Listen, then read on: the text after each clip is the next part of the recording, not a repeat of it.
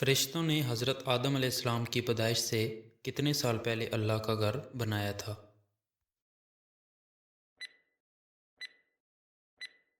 2000 سال پہلے۔ فرشتوں کے بعد سب سے پہلے خانہ کعبہ کا ڈھانچہ کس نے بنایا؟ حضرت آدم علیہ السلام نے۔ حضرت نوح علیہ السلام کے دور نبوت میں خانہ کعبہ تباہ ہوا، اس کی کیا وجہ تھی؟ سیلاب۔ حجر اسود کا لغوی معنی کیا ہے؟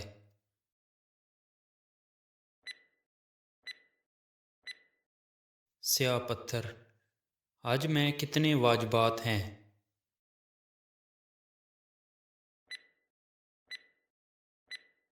6۔ حج اصغر سے کیا مراد ہے؟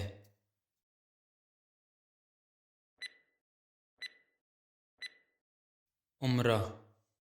خانہ کعبہ کے گرد سب سے پہلے اور سب سے اندرونی دائرے کو کیا کہتے ہیں؟ مسجد حرام۔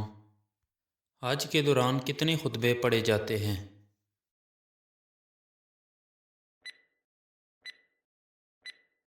1۔ عرفات میں کون سی دو نمازیں ایک ساتھ پڑھی جاتی ہیں؟ ظہر اور عصر۔ حج کے دوران قربانی کے دن کو کیا کہتے ہیں؟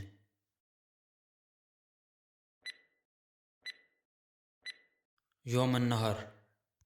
حج مکمل نہیں ہوتا جب تک کوئی نہیں جاتا۔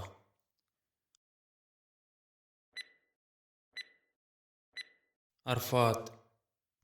حضرت حوا علیہ السلام اور حضرت آدم علیہ السلام برسوں کے چکر کے بعد کہاں ملے تھے؟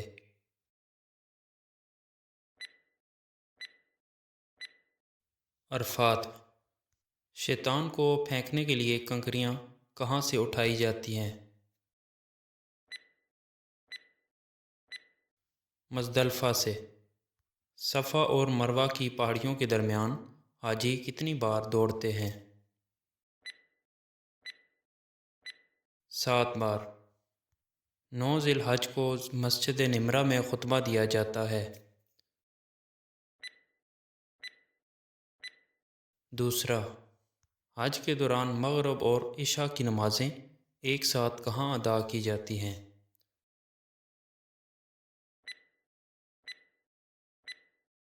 مزدلفہ میں۔ اس جگہ کو کیا کہتے ہیں جہاں حضرت ابراہیم علیہ السلام تعمیر کعبہ کے وقت کھڑے ہوئے تھے؟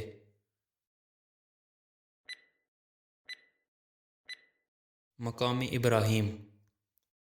حج اور عمرہ کا پہلا اور اہم ترین فرض کیا ہے؟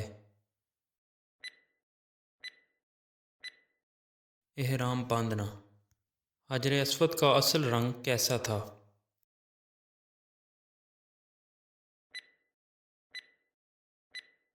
سفید۔ حضرت محمد صلی اللہ علیہ وسلم نے اپنی زندگی میں کتنے حج کیے تھے؟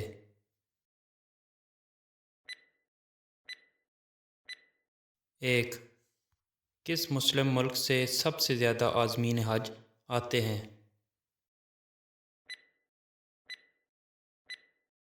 انڈونیشیا۔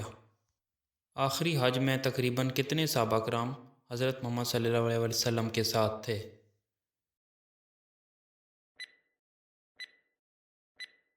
1,20,000۔